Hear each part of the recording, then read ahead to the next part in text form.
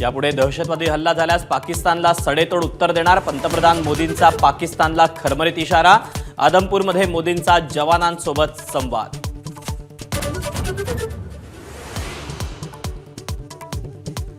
आदमपूर एअरबेसला भेट देऊन पंतप्रधान मोदींची पाकिस्तानला चपराक। एअर डिफेन्स सिस्टीमही उद्ध्वस्त केल्याचा पाकनं दावा केला होता। वायुदलाच्या योद्ध्यांचं पंतप्रधानांकडून कौतुक।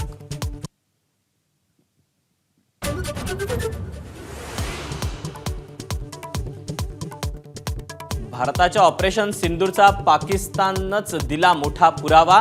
भारताच्या कारवाईत 11 पाकिस्तानी सैनिकांसह 51 जण मारले गेले।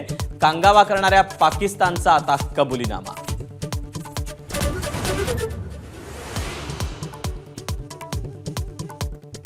जम्मू काश्मीरच्या शोपियानमध्ये सुरक्षा दल आणि दहशतवाद्यांमध्ये चकमक। लष्कर-ए-तोयबाच्या 3 दहशतवाद्यांचा खात्मा।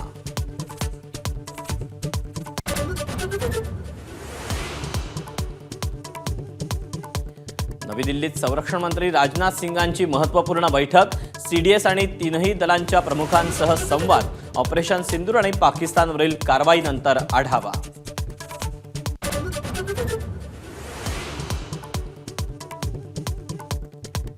शिंदेंच्या शिवसेनेच्या उदय सामंतांनी घेतली राज ठाकरेंची भेट। राजकीय खिचडी शिजली नाही तर खरी खिचडी खाल्ली। सामंतांचा उद्धव ठाकरेंना टोला।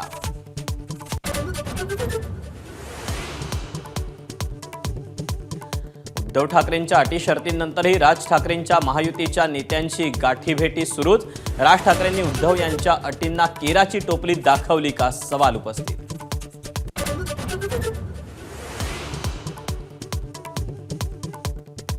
राज्यात आज किंवा उद्या मोठा बॉम्बस्फोट होण्याची धमकी। महाराष्ट्र पोलीस नियंत्रण कक्षाला धमकीचा मेल। पोलिसांकडून सर्वसामान्यांना सतर्कतेचे आदेश।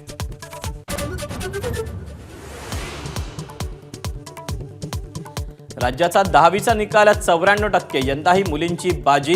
कोकण विभाग अव्वल तर कोल्हापूर विभाग दुसऱ्या स्थानावर। राज्यात यंदा 238 विद्यार्थ्यांना 35% गुण।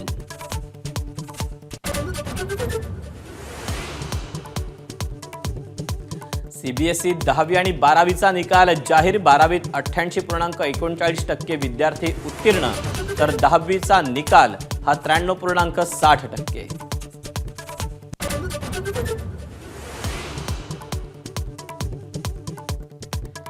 ऐन मे महिन्यात राज्यात ठिकठिकाणी अवकाळी पावसाची दमदार हजेरी। वादळी वाऱ्यासह होणाऱ्या पावसामुळे पिकांचं मोठं नुकसान।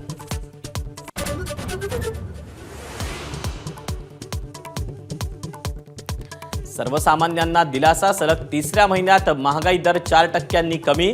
किरकोळ महागाई दर 6 वर्षांच्या नीचांकी पातळीवर। एप्रिलचा महागाई दर 3.16%वर।